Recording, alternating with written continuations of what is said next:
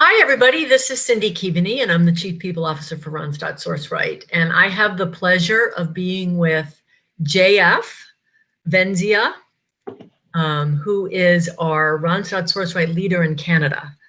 And he's been doing some really good things for us and the business up in Canada. And we're really pleased to have you.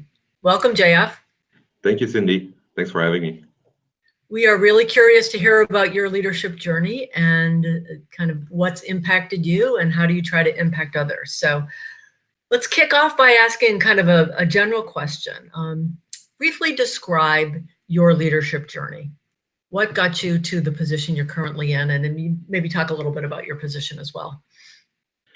That's a big question. My leadership journey just started when I was in my early 20s, and I think a lot happened and a lot changed through that journey as well. So when you're in your early 20s, you want to get a different role because it's a promotion, because it's the next step up, and you do a lot of things for yourself. And at some point, you discover that leadership is not about you, and it's not about the next role or anything like that.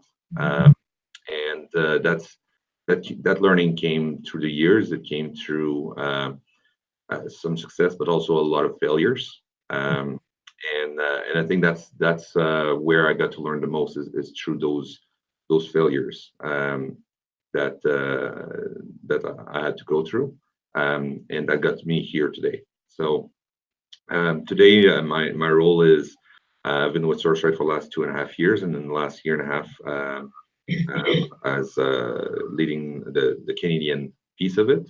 I've got the pleasure to work with a great team on the client services side, and we're growing the team as well, from social design to CBO is starting to grow in Canada as well, so it's quite exciting, and on the sales side too. But it's really discovering that the role is about to build the architecture and the foundation so that our people can strive, our people can do what they do best and serve their clients and deliver on our promises, and having happy people, smart people, people that are thriving, that makes happy clients in the end. And that's what the focus is. I think there's some research, some case studies that bears that out. Yeah. Yeah. Start with your people, and then your customers will be served well, right? Yeah. So you talked in the introduction, JF, about some key learnings that have shaped your leadership. You have a story or two, an example of something you wouldn't mind sharing with us? Yeah, absolutely. I think, I'm going to say that I'm fortunate enough that one of my I've got to learn a lot a few years ago, and for quite a few years I was doing very well. At that time I was within the Randstad Professionals. I've been with Randstad for 13 years, so at that point I'd been with Randstad Professionals for 8 of those, and the business was thriving. And at some point I was in charge of part of the SFN merger for a small part of it, and we were growing quite a bit. We were looking to invest, and I didn't focus really. I was focusing always on the next steps, and I was focusing not really didn't see about building the foundation, didn't see about making sure the people had what they needed, and were all well versed to be able to handle all of that, right? Too much was residing on a few shoulders, and basically it was building a little bit of a house of cards at the time. And I'm going to say that we went from having phenomenal growth, so high double digits growth, to being flat over 2 years, which is not good. Right. And I remember having very hard conversations with Linda Gallipo at the time, where I would not be wearing a smile on my face and not being focused on the right thing. So I'm not sure if you want me to go into more details, but at that point I probably hit my biggest challenge, where I did not click in time, and I've hit my biggest failure. And it's when I hit that really bottom that I'd think about what was the next step. Almost left the organization at that time, and thought about I didn't want to leave the organization where I'd brought it to a flat, steady state and I want to work with my people and bring them back up. And there was no way I would leave. I felt it would be a little bit of a coward move to leave at that time. So took me a while, but really focusing on what are your roots, what keeps you anchored as a leader, as well. Focusing on who everybody in your team is. How can you work with them to get the best out of them? How do you work with them to promote them to the next level? How do you develop their skills? How do you prevent them to falling in their own mistakes sometimes as well? And really building step by step, building those building blocks so that the business will be really solid. And at that point, also realizing that nothing was about me, nothing was about my journey. It was all about the business, it was all about our people and all about our clients. And from that moment that switch happened, it was actually quite interesting because you're becoming focused on your people, you're being focused on what it takes to get the business where it needs to be, and to get your people where they need to be in order to try to drive that business. And you realize that the more you do that, you're actually it enables you to build a much stronger business.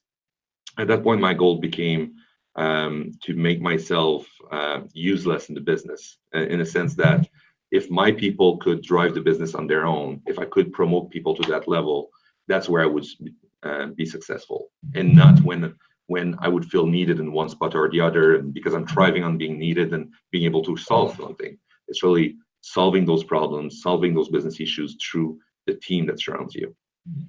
So I really appreciate you going into a bit of detail. We talk a lot about learning from failures, right? Not everything is perfect, clearly. And we need to have a culture where we can fail and we learn from it and we move on and we course correct. And that was a great example of you doing that. And sage advice, right? Focus off of myself onto my, building the architecture and the team, and then good things can happen. So that's a great story. Thanks so much. Who has influenced you, or what has influenced you as you've gone through this leadership journey? Quite a few people. I've been fortunate, I would say. Earlier on, before my time with Randstad, I had a mentor for a few years that beat me up quite a bit and gave me discipline, and I'm very fortunate for him. He gave me a discipline to work that I wouldn't have today if it wasn't from him. So very fortunate from that. In my early days at Randstad, I had Linda Curatolo, that was one of the market directors in Canada at the time, that took me under her wing and coached me and helped me quite a bit. And what she coached me is also on how Randstad was doing things, on how Randstad was growing, and she exposed me to very different areas. And she got me to she's the one that moved me from Montreal to Toronto the first time around, and got me to present a 6-hour business plan to Linda Gallipo at the time. So got me to sweat quite a bit for it as well. 6-hour business plan, I would think so. and then Marketing actually in Canada was also quite a good inspiration, because Marketing is somebody that through the years in Canada has been very resilient and has continued to strive through that as well, and has built a business that's quite interesting. If you look at Randstad Canada overall, that's a very good business portfolio. Still room to go, but well integrated as well from a leadership perspective. So Marketing has been a good inspiration, and various people around the organization. Today, I work directly with Marketing. I work directly with Bob. Not to. I'm gonna keep Bob's ego at ease. But Bob, I said to Bob the other day, he's actually been very, very good for me, because he gives me the flexibility to lead the business, but also gives parameters and directions, and helps me try not to fall in some of the mistakes I could make as well. So it sounds like you appreciate that empowerment.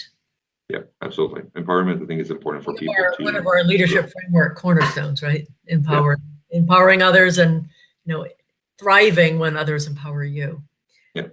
How do you use the tech and touch approach in your work environment? So I think we do have a lot of room to grow in that aspect from a technology adoption as well. But I think when different accounts use it a little bit differently, obviously, whether it's within MSP or RPO.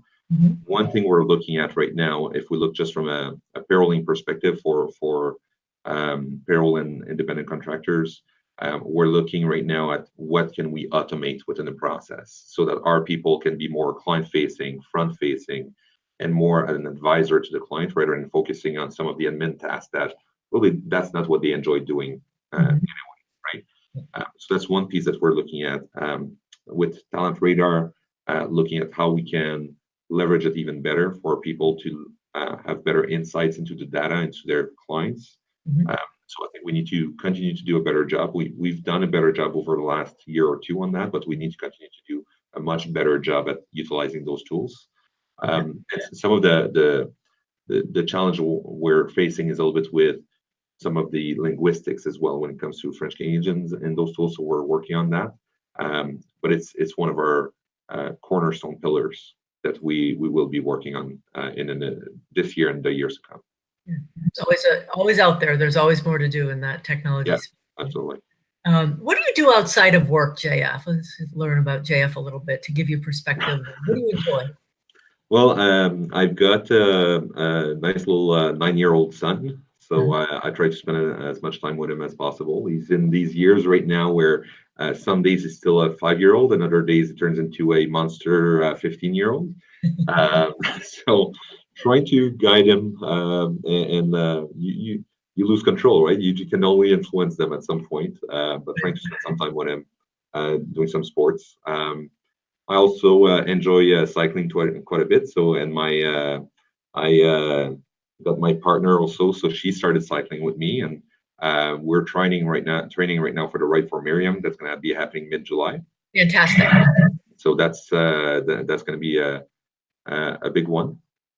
And I would say those are really the two things I enjoy the most is riding my bike and spending time with my son and with family. Great. Last question, JF. What is the best advice you've ever been given about leadership? The best advice I've ever been given. I think sometimes it's to stop. What I was told is, Jeff, stop, take a little bit of time. And I think that same first part of the advice came from two people. Bob at some point told me, stop and take some time to smell the flowers. So sometimes we always want to thrive, and sometimes it's good to stop and celebrate a little bit.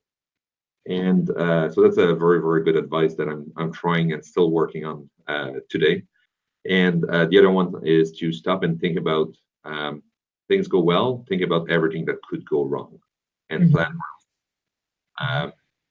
It's easy to thrive and be happy about what goes well, but it's in those times that we need to plan for what else could go wrong. And there's a very good book about this that was written by an astronaut, and I found that interesting because in that book, when they train to be an astronaut, they don't train to do things. They do train to do things well, but they do that by when they go so fast at that speed, and they need to be millimeters away. They're always millimeters away from failure. They plan for everything that could go wrong, and if you're extremely good in those circumstances, then typically you can make things go right. Very, very good. Very good. This has been terrific, and I wish you all the best as you grow your business and continue to scale in Canada, and all the best with your Ride for Miriam. It's a great cause. Thank you so much, Cindy. Thanks for having me. Yeah.